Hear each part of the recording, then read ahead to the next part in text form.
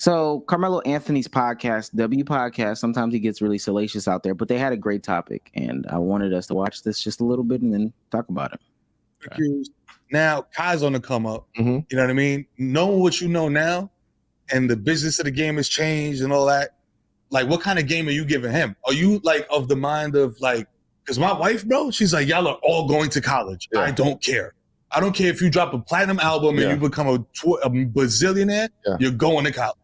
So is it like the same type of energy, or is it like more? My son is going to college. Like, it ain't no, like, I don't even preach one and done to him. Right. Like, we not even playing that game, because I don't even want you to start thinking that right now. Right. Right. Like, I'm ready now. But you start shortcutting shit. And you start rushing shit. We ain't rushing nothing. Nigga, you going to college. If you had to stay for 2, you had to stay for 3, we going to college. We'll figure it out. We adapt as we go. If you ready to go after your first year, then we'll look at it. Right. But that's not a priority to us. Right. I also teach him the business of the game. You ain't got to go get the 200, 300. Right. Like, you understand? Like, because I know what you really want. Right. Like, let's be frank. Like, I got you. Money's there. Like, these kids want money. We all want money. Yeah. You want to hoop, but you want money too. Yo, because you want to get there, right? So the way you get there is by being paid. Not to cut you off, and not having the ability to cut him off is crazy. I just want to say that. Real beta. Patient, taking your time. Right. That's why in the NBA, you start seeing guys who come out one and done, or they go into Ignite and then they come to the league. They start falling off. Because they don't have a role. They don't have a place on that team. Now, when you coming out and you taking your time, and guys really get to see you develop, okay, from 16 to 19, like, I can't judge you I can't rate you as a pro right now at 16, 17 years old. You still haven't physically developed yet. You still haven't thought the game yet. You don't even know how to move on the court. I want you, I see the potential, but just know there's a large chance that you're going to come here and you're not going to play. Right. Because you're just not prepared to be a pro yet. Yeah. They go on, and I encourage everybody to watch that full video. It's only 8 minutes and 52 seconds. They go on to talk about, the different players who have attempted that, the failures, most notably, and, Melo doesn't say it, but Bomani says it, D Wade's son, Amari Bailey, some of those names like that.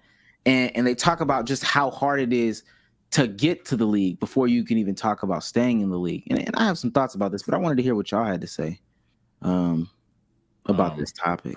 So we dunk on players a lot of the time when they talk basketball, especially about themselves. But as me and Souls have been preaching on Souls and Sage, you got to have that level of ignorance or cockiness or ego to make the league.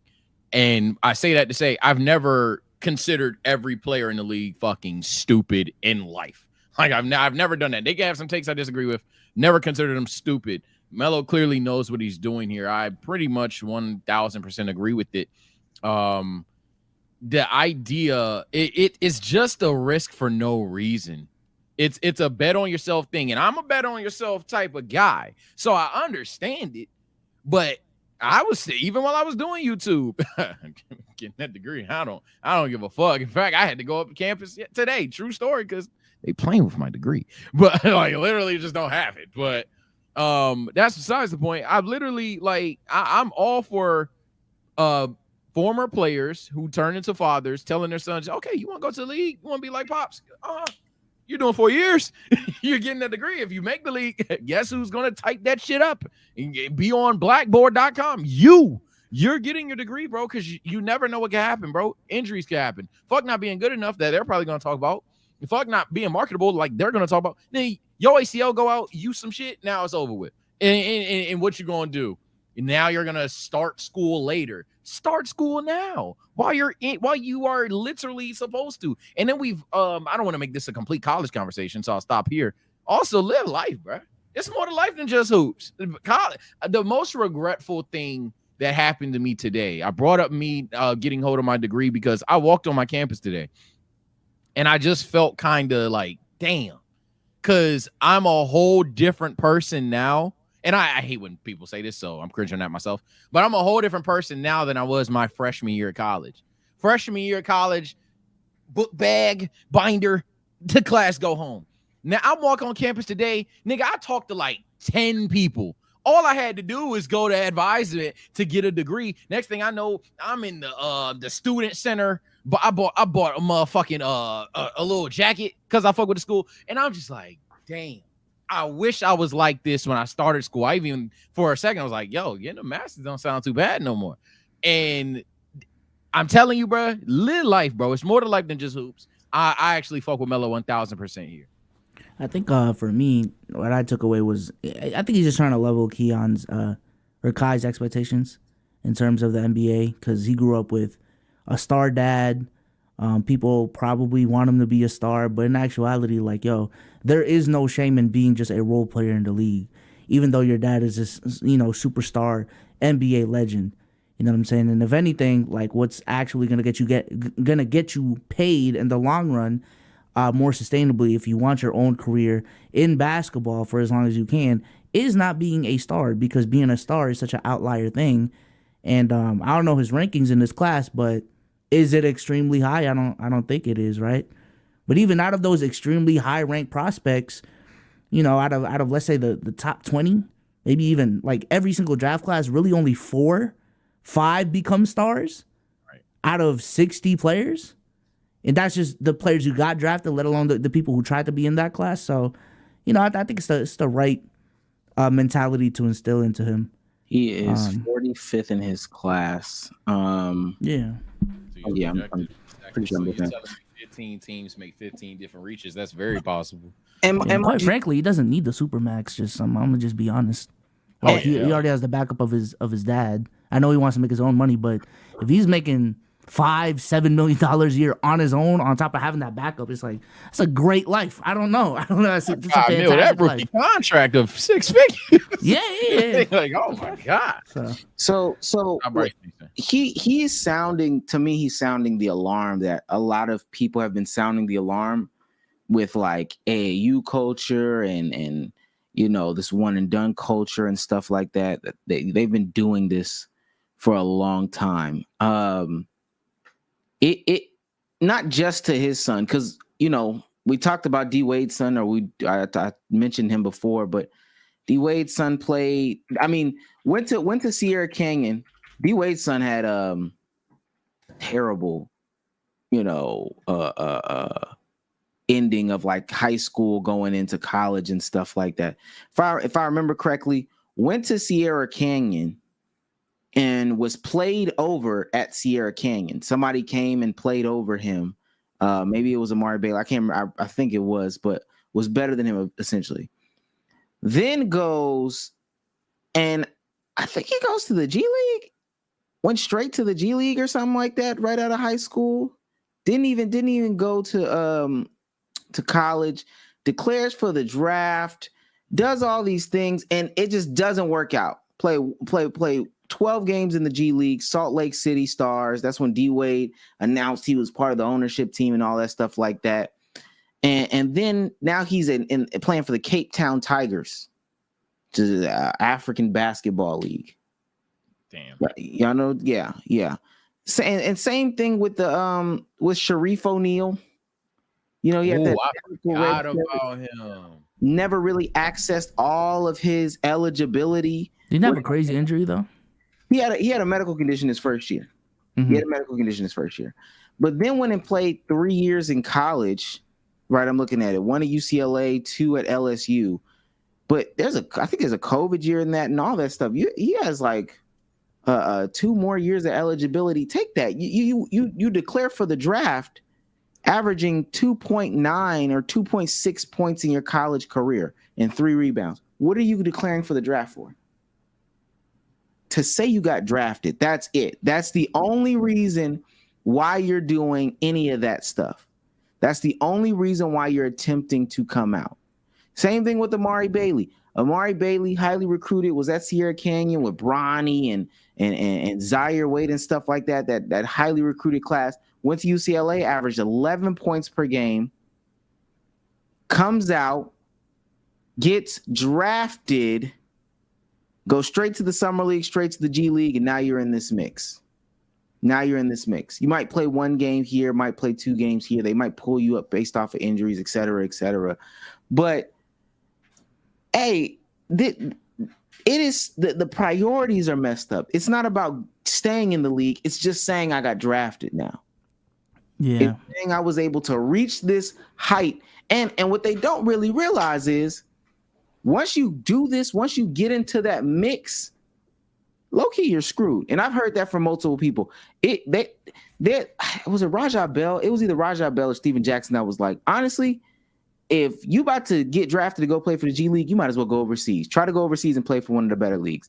You have a better chance of coming out that way than you do playing in the G League. Damn.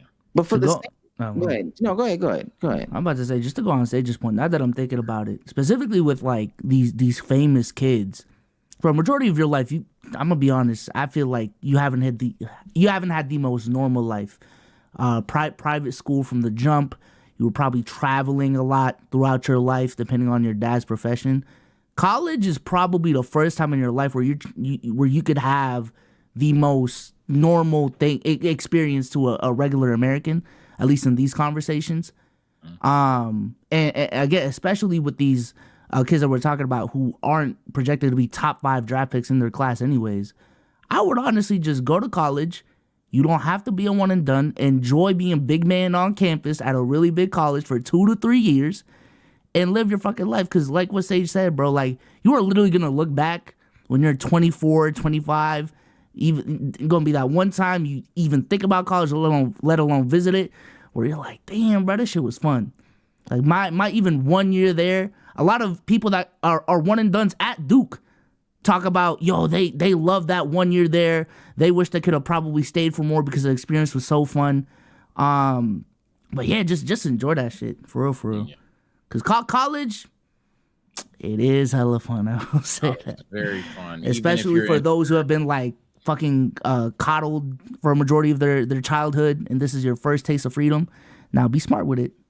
You know, let loose and have fun. I think for a lot of people, this is their first time. So yeah. I feel like it's stupid because you can acknowledge how much, and it goes to how you train and stuff like that. Melo talked about that. You start to cut corners, you know, everywhere you go, and this is part of running from people and playing in different leagues and all that stuff like that too.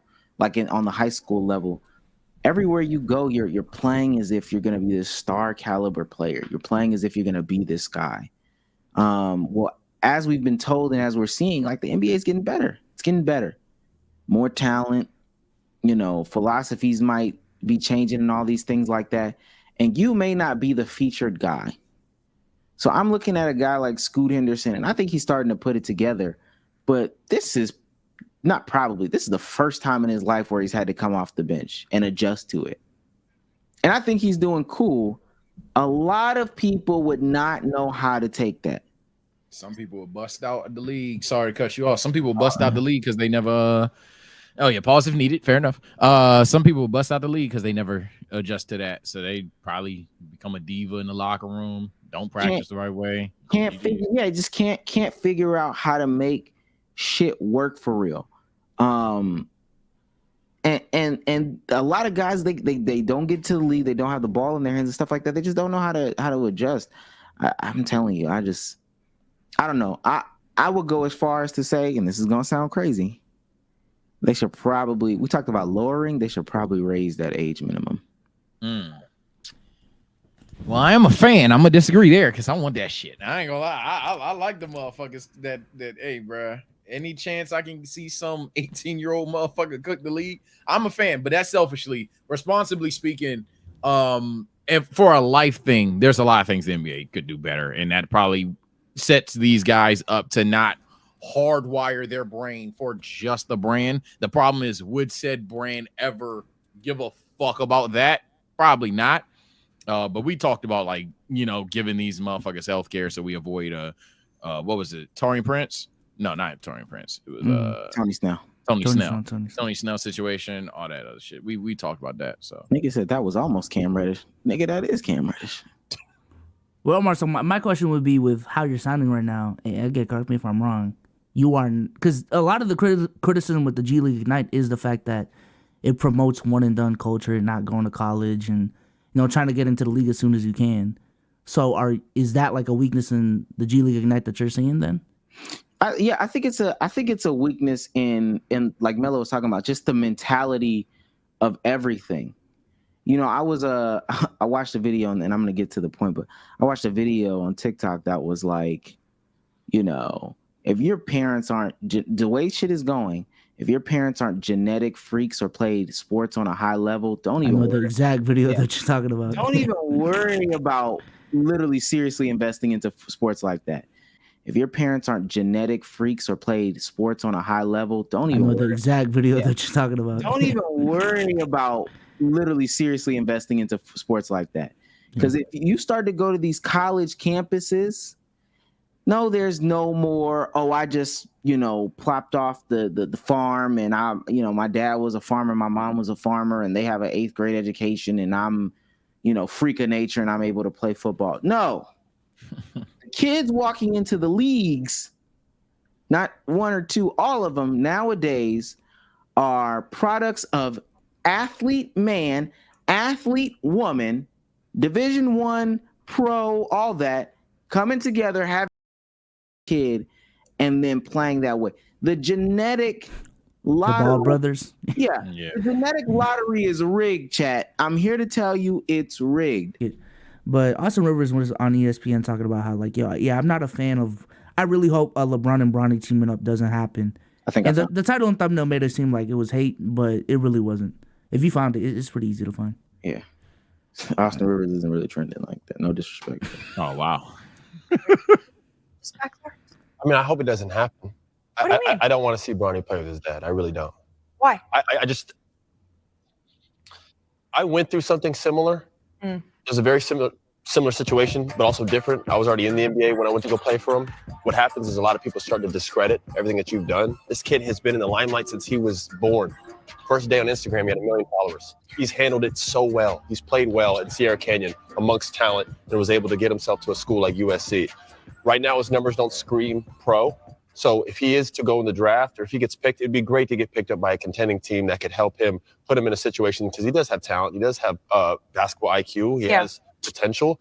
Him going and play with his dad, at this point in his career, just because Bronny's success isn't at a top tier level, right? Him getting drafted and playing with his dad, I don't want that negativity to come his way, because he doesn't deserve it. He's not a top 10 pick. He's not a lottery pick. He's none of those things. I was all those things. And then still, when I went to go play for the Clippers, people were like, "Oh, you're only in the league because you're that." After me being the number 1 player in the United States 2 years prior. Right. This is a whole different situation, and at a different level, because Doc's great. LeBron James is the most popular basketball player to ever play, other than who? Maybe Michael Jordan. Right. It just would be a lot, man. Right. You know what I mean? And I hope for the kid that he's able to not only play in the NBA, but play somewhere where he can kind of niche out his own identity. His name's already Bronny. You know what I mean? Everything that we talked about with him, it always kind of folds back to his dad, rightfully so. He plays for USC, and his dad plays down the street for the Lakers. It's just an insane situation, and the way he's handled it, I'm a fan of Bronny. I really am, but I hope it goes somewhere else. I really do. Fan of a kid is crazy, but I don't disagree. And honestly, if he does end up in the league after this year, it will probably end up being LeBron's biggest regret. Yeah. The pressures are way too high, bro. That's a lot of expectations to put on a guy who, that doesn't deserve it. Sounds crazy hate, but I know a lot of people are gonna be comparing him to LeBron, especially with the fact that they're playing. Even though bro should honestly be a second round pick from what everyone is saying, if not a late first round pick. He already one of the clips I've seen from LeBron is him saying one of the proud moments I had with Bronny is when he went up to LeBron and said, "Yo, I want to go to the league, but I also want to change my name from LeBron to Bronny to separate myself from you." So I don't know. It just seems like with the whole Bronny and LeBron situation, it's just important to acknowledge at the very least that this is a selfish move for LeBron. This is more so a thing for LeBron's satisfaction than it is for Bronny. Now, if you feel like LeBron has earned that because of all he's done for the league, this, that, and the third, I think that's the conversation to really have. But baseline, Yeah, bro, he's not doing this for Bronny. He wants to say he played with his son in the league. So yeah, we haven't heard Bronny speak out against and/or for it, to my knowledge, or I haven't. So I don't know how Bronny feels.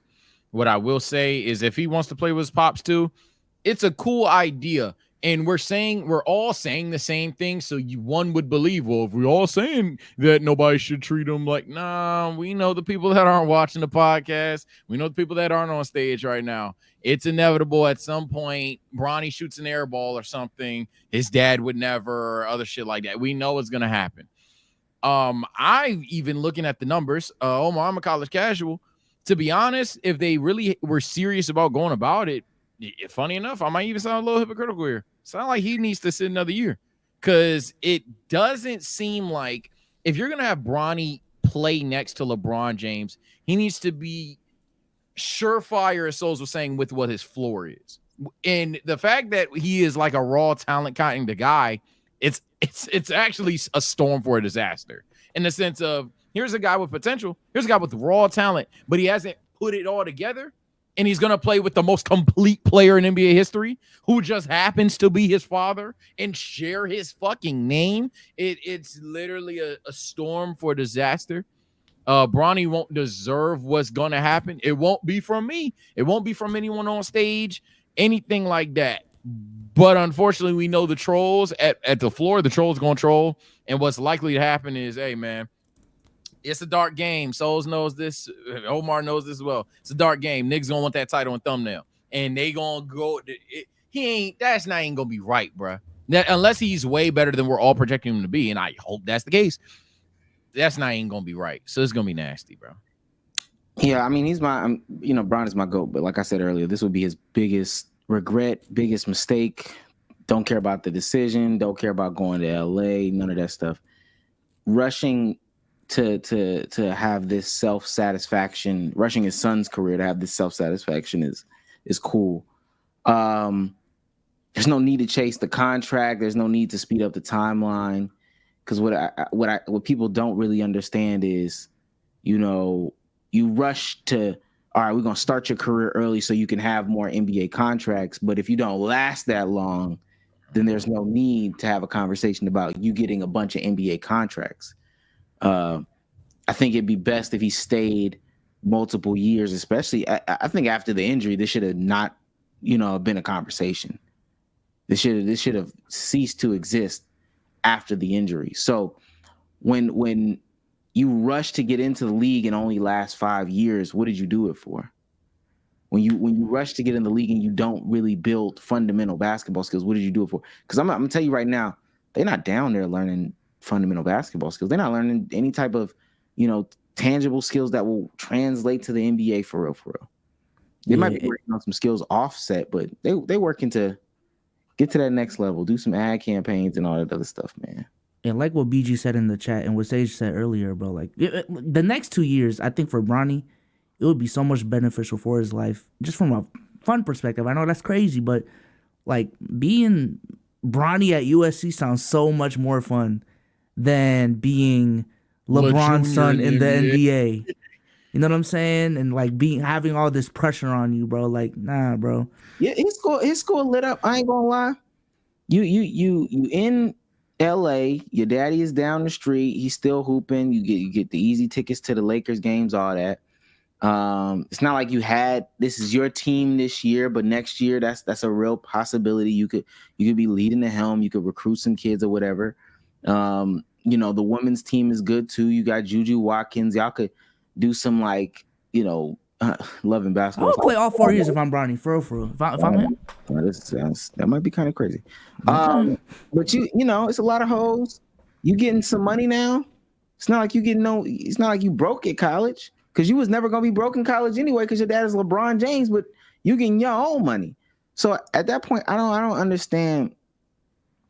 Besides your dad's legacy, and besides these conversations about getting into the GOAT conversation has to start early now, like I really do not get it. I do not get it. I won't say I don't get it though, because ultimately I'm not gonna gloss over how like cool it would be for their family to be able to say that if Bronny's into it.